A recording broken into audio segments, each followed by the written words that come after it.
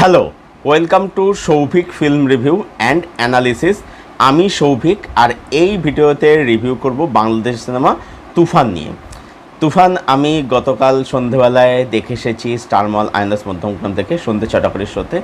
এবারে গতকাল যেহেতু তুফান অনেকটা বড় ছবি আর কি, ফিরতে অনেকটা রাত হয়েছিল এবং বাড়ি ফিরে ভিডিও শ্যুট করার মতো এনার্জি ছিল না। এবং শুধুমাত্র তো শ্যুট করলে হয় না, তার সাথে সাথে থাম্বনেল বানানো, এডিট করা, আপলোড করা, অনেক ঝামেলা ঝাপা থাকে। তো তাদের রাতে যেতে বলে আল ভিডিওটা শ্যুট আমি করিনি, সেটা আমি এখন শ্যুট করছি। তো এই ভিডিও তোমাদের সাথে শেয়ার করব যে তুফান ছবিটা আমার নিজের কাছে কীরকম লেগেছে। দেখো, আমি জানি যে এই ছবিটা যারা বাংলাদেশের অডিয়েন্স যারা আছে তাদের ছবিটা মাস্টারপিস, তার থেকেও বেশি কিছু।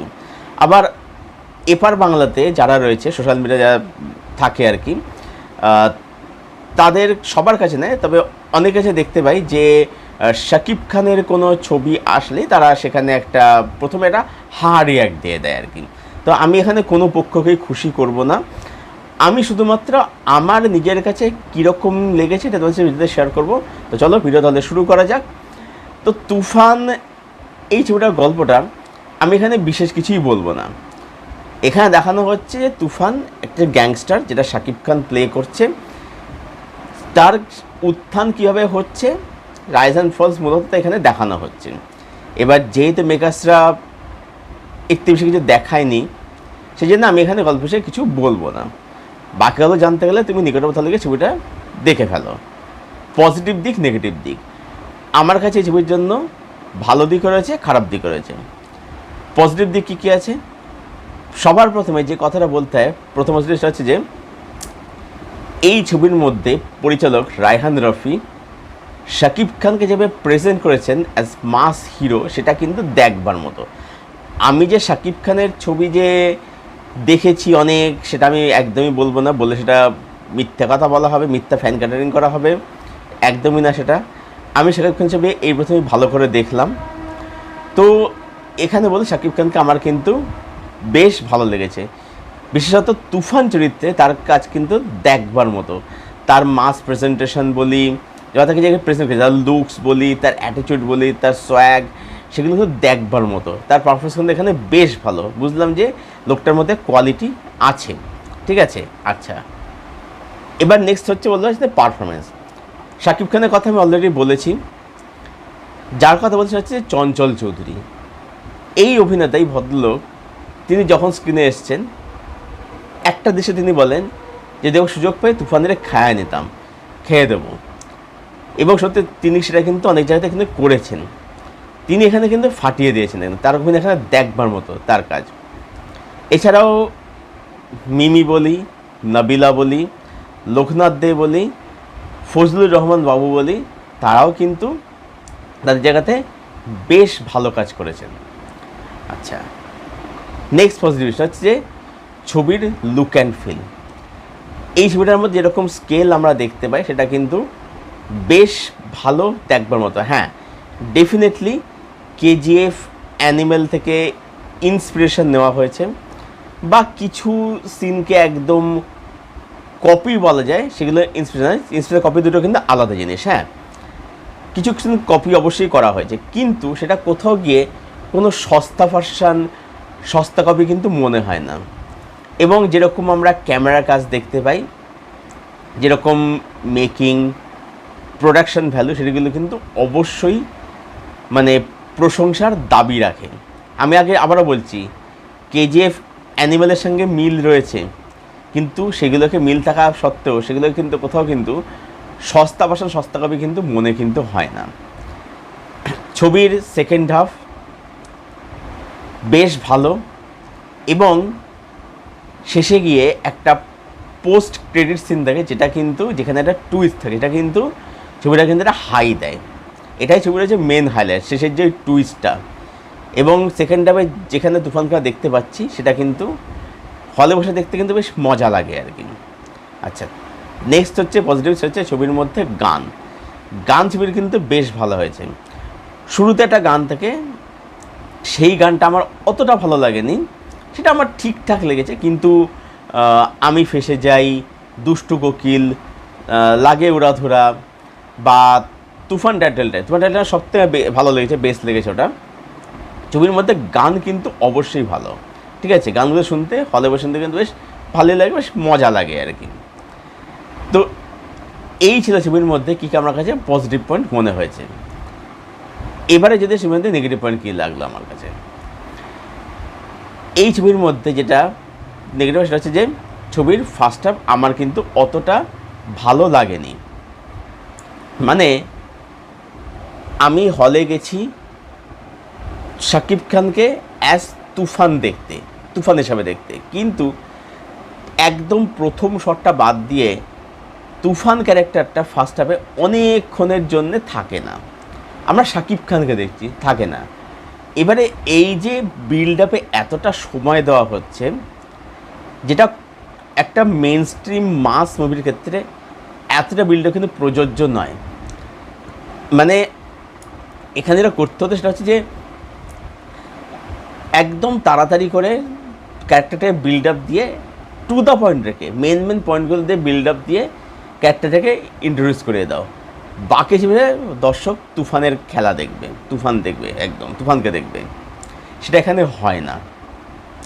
মানে তুফান ক্যারেক্টারটার মানে আসল ইন্টারেস্ট কিন্তু অনেকটা পরে গিয়ে, এটা গেল একটা দিক। দ্বিতীয় হচ্ছে ছবির মধ্যে তার সাথে সাথে চঞ্চল চৌধুরী, তারও এন্ট্রি হচ্ছে অনেকটা পরে গিয়ে এন্ট্রিটা হচ্ছে। তো যে কারণে ছবিটা সেই জায়গাতে মানে অনেকটা বড় মনে হয়, ছবিটার লিঙ্কটা অনেকটা ফিল হয় আমাদের কাছে সেই জায়গাতে। আচ্ছা, তার সাথে সাথে বলবো ছবির মধ্যে তুফান এই যে গ্যাংস্টার হচ্ছে, কেন গ্যাংস্টার হচ্ছে, তুফানের মোটিভ ক্লিয়ার হয় না আমাদের কাছে পুরো ছবি জুড়ে। আচ্ছা, নেক্সট নেগেটিভ দিক বলবো সেটা হচ্ছে যে ছবির মধ্যে নাবিলা ক্যারেক্টারটা হঠাৎ করে গায়েব হয়ে যায়, কোনো ক্লোজার পায় না। সে ভালো কাজ করেছে, অভিনেত্রী তার কাজ ভালো, বেশ ভালো, কিন্তু ক্যারেক্টারটা পুরোপুরি ভালোভাবে লেখা নাই। এর সাথে সাথে একই কথা বলবো ফজলুর রহমান বাবু, লোকনাথ দে, এনাদের ক্ষেত্রেও। এনারা ভালো কাজ করেছেন তাদের জায়গাতে, কিন্তু এনাদের চরিত্রগুলো খুব ভালোভাবে লেখা নাই।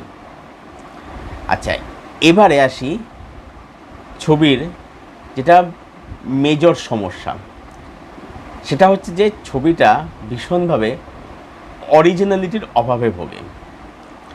এবারে আমি জানি যে এই ছবিটা বাংলাদেশে ভীষণভাবে চলছে, তাদের কাছে এই ছবিটা মাস্টারপিসের থেকেও অনেক বেশি কিছু। কেন? তার পিছনে কারণ আছে।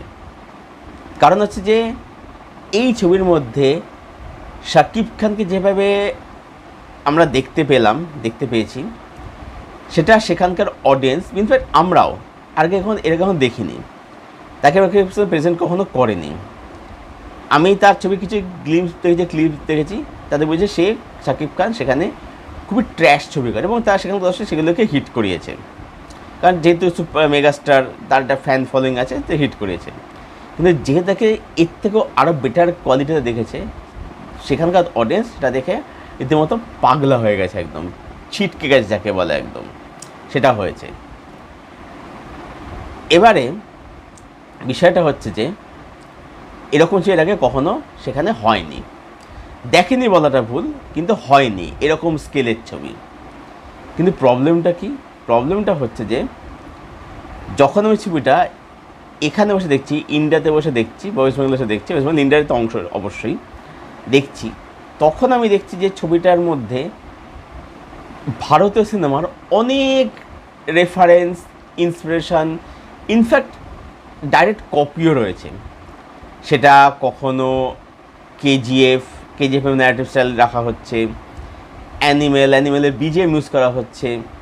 আচ্ছা, তারপরে হচ্ছে অ্যানিমেলের সিন, জেলার, জওয়ান, ট্রিপলারের রেফারেন্স ইউজ করা হচ্ছে। আচ্ছা, ব্যাকগ্রাউন্ড মিউজিক কখনো অ্যানিমেলের বিজিএম ইউজ করা হচ্ছে, কখনো বাহুবলীর বিজিএম ইউজ করা হচ্ছে, কখনো জেলারের মোহনলালের বিজিএমটা সেটা ইউজ করা হচ্ছে।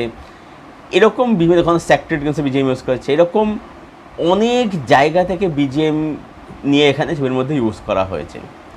এবারে একটা দুটো সিন তুমি ডাইরেক্ট কপি করতে পারো, আমি কিন্তু কপি বলছি, ইন্সপিরেশন না, রেফারেন্স না, কপি বলছি, কপি তুমি করতেই পারো।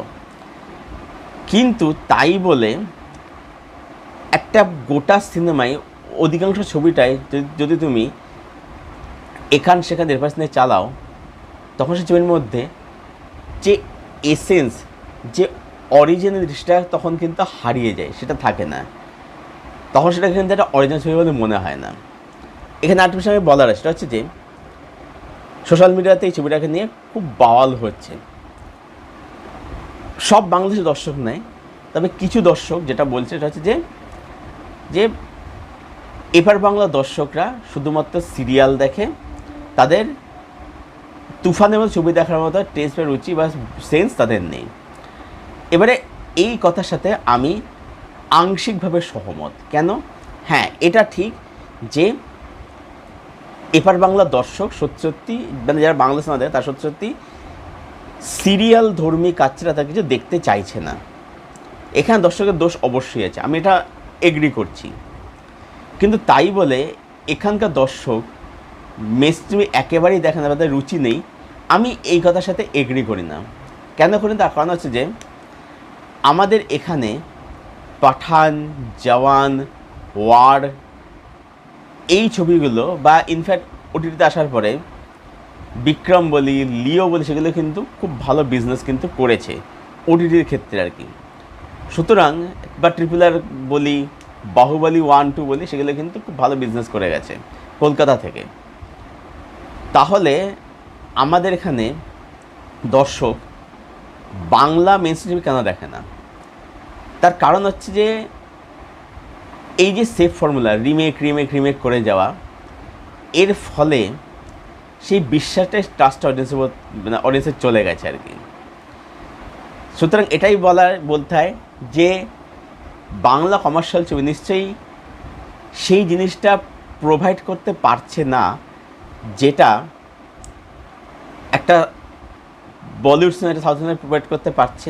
কারণ সেটা তারা তার নিজেদের গল্প, তাদের ইন্ডাস্ট্রি মানে গল্প বলছে, সেটা দেখে মনে হচ্ছে সেটা তাদের ছবি, কিন্তু বাংলা সেটাকে প্রোভাইড করতে পারছে। সুতরাং এটাতে আংশিকভাবে, সুতরাং আমি এখানে আংশিকভাবে সহমত, কিন্তু পুরোপুরি সহমত নেই। কারণ যারা RRR, বাহুবলী দেখছে, সেগুলো হিট করাচ্ছে, হ্যাঁ, যারা পাঠান জওয়ানকে হিট করাচ্ছে কলকাতায়, হল ভরিয়ে দেখছে, হাউসফুল যাচ্ছে শো, সেখানে তারা বাংলা সিনেমা কমার্শিয়াল কেন দেখবে না, দেখছে না? সেটা কারণ আছে নিশ্চয়ই। সুতরাং সেরকম ছবি তোমাকে প্রোভাইড করতে হবে। আজকে ভিকি জায়েদের পুনর্জন্ম বা তার রেড রাম, এই যে কাজগুলো আছে, সেগুলো কেন লোকে দিয়েছে? কিন্তু প্রশংসা, কারণ সেগুলো হচ্ছে বাংলাদেশের অরিজিনালিটিকে তুলে ধরছে। বা আশফাক নিপুণের মহানগর বা শৌকের কারাগার, সেটা একদম বাংলাদেশের অরিজিনাল গল্পকে তুলে ধরছে। এই ছবিটা কি বাংলাদেশের অরিজিনাল গল্পকে আদৌকে তুলে ধরছে? মানে লুক অ্যান্ড ফিল সেটা কি অন্তত বলছে কিন্তু না। এখানে ব্যাপারটা বোঝার আছে আর কি। ছবিটা এই জায়গাতে মেনলি সাফার করে। তো ওভারঅল আমি বলবো যে তুফান আমার নিজের কাছে মাস্টারপিসও লাগেনি, আবার এই ছবিটা কোনো কিন্তু ট্র্যাশ ছবিও কিন্তু লাগেনি। ছবিটা এর মাঝামাঝি একটা ভালো বা একটা ডিসেন্ট কমার্শিয়াল ছবি। ডিসেন্ট মানে হচ্ছে মাস্টারপিসও নয়, আবার ট্র্যাশও নয়, তার মাঝামাঝি একটা ছবি। আর তুফান আমার কাছে এটাই মনে হয়েছে। পারফেক্ট ফিল্ম নয়, ফ্লজ আছে এবং সেগুলো যথেষ্ট মেজর, বিশেষ ছবিটা অরিজিনালিটির অভাবে ভোগে, কিন্তু ছবিটা কিন্তু খারাপ ছবিও কিন্তু হয়নি, আবার ছবিটা মাস্টারপিসও হয়নি। এবং একটা কথা একটা বলা হচ্ছে, এটা হচ্ছে যে যেটা দেখতে, সেটা হচ্ছে যে এই ছবিটা যেটা আমি গতকালকে অরিত্রের ভিডিও বানিয়েছে যে তুফান কাউন্সিল কমার্শিয়ালকে পিছিয়ে দিচ্ছে, এবারে তার ভিডিও আমি দেখেছি, তার কথার সাথে আমি অনেকাংশে কিন্তু সহমত। এবার এখানে আমার বলার সেটা হচ্ছে যে পিছিয়ে দিচ্ছে, এটা আমি এই মুহূর্তে বলতে চাইছি না, বলছি না আর কি। তার কারণ হচ্ছে যে এই ছবিটা যদি সাকসেসফুল যদি হয়, যেটা দরকার আছে, কারণ কমার্শিয়াল ছবি ছাড়া ইন্ডাস্ট্রি সার্ভাইভ করা কিন্তু মুশকিল। এমনি বাংলাদেশের সিনেমার অবস্থা, বিশেষত কমার্শিয়াল অবস্থা কিন্তু খুবই খারাপ। সেই জায়গায় দাঁড়িয়ে ছবিটি সাকসেসফুল হয়, তাদের কিন্তু সেখানে ইন্ডাস্ট্রি লাভ হবে। কিন্তু ক্ষতিটা কখন হবে সেটা হচ্ছে যে ছবির মধ্যে স্কেল যতই থাকুক না কেন, যদি সেটা দেখা যায় কোনো জায়গা থেকে কপি করে করে বানানো হয়, তখন কিন্তু পিছিয়ে সত্যি তখন পিছিয়ে যাবে। কিন্তু এটাই বলবো যে স্কেল থাকা মানে সেটা কিন্তু কোনো কপি ছবি নেই। ছবিতে স্কেল থাকুক, কিন্তু সেটা যেন একটা অরিজিনাল ছবি যেন হয়। আমার এটা হচ্ছে কথা, যে সেখান থেকে ইন্সপিরেশন নিয়ে বানালাম, সেটা কিন্তু যেন না হয়। স্কেল থাকুক, ঝাঁ চকচকে ব্যবসাবাদ থাকুক, সবই থাকুক, কিন্তু ছবি যেন একদম অরিজিনাল ছবি হয়। আমার এটাই বলার। যদি এটা হয়, ইন্ডাস্ট্রি গ্রো করবে। যদি সেটা না হয়, যদি দেখা যায় ওই ইন্সপিরেশন নিয়ে সেখান থেকে কপি করে করে বানানো, তখন কিন্তু সেটা কিন্তু ডেফিনেটলি পিছিয়ে কিন্তু ইন্ডাস্ট্রি যাবে, কিন্তু ইন্ডাস্ট্রি তখন সাফার কিন্তু করবে। এটা কিন্তু ফ্যাক্ট, ঠিক আছে? সেই জায়গায় অরিজিৎ কিন্তু মানে কথাটা ভুল কিছু কিন্তু বলেনি কিন্তু। হ্যাঁ, আচ্ছা, আরেকটা মেনশন হচ্ছে যে ছবির মধ্যে একটা গান থাকে, যেটা কপির মানে বললো, সেটা হচ্ছে যে সেই গানটা স্টেপটা একদম লুটপুটকে গানটা থেকে নেওয়া, সেখান থেকে কিন্তু নেওয়া। এবার ডানকে তেমন কিছু মাস্টার ছবি না, তাহলে রায়হান যদি ভালো ডিরেক্টর, তাহলে তাকে কেন ওই স্টেপটা কপি করতে হলো, এগুলো ভেবে দেখার কিন্তু বিষয় আছে। যাই হোক, তো তুফান ছবিটাকে আমি রেট করব 6.5 আউট অফ 10। আমার ছবিটা মাস্টারপিসও লাগেনি, আবার ট্র্যাশও লাগেনি, তার মাঝামাঝি লেগেছে, ডিসেন্ট লেগেছে, ঠিকঠাক লেগেছে, ব্যাস এটুকুই। তো তুফান যারা দেখোনি, দেখবো প্ল্যান করছো, নিকটবর্তী হলে গিয়ে দেখে এসো, কমেন্টে ছবিটা তোমার কীরকম লাগলো। আর ছবিটা যারা দেখেছো, তোমাদের ওপিনিয়ন কি, প্লিজ কমেন্ট বক্সে শেয়ার করো। আমি আমার অনেক ওপিনিয়ন শেয়ার করলাম তোমাদের সাথে, আমি কাউকে খুশি করে ভিডিও করিনি। তোমাদের ওপিনিয়নকে কমেন্ট বক্সে শেয়ার করো। ভিডিওটা ভালো লেগে থাকলে লাইক করো, শেয়ার করো, চ্যানেলটাকে অবশ্যই সাবস্ক্রাইব করো, পাশের বেল বাটনটাকে প্রেস করে দিও এরকম আরও রিভিউ পাওয়ার জন্য। আর আমার সঙ্গে জুড়তে চাইলে আমার ফেসবুক লিঙ্ক দেওয়া থাকে নিচের ডেসক্রিপশন বক্সে, সেখান থেকে তোমরা আমার সঙ্গে যুক্ত, সেখান থেকে ফ্রেন্ড হতে পারি। ভিডিওটা এখানে শেষ করছি। Thank you for watching, thank you for support.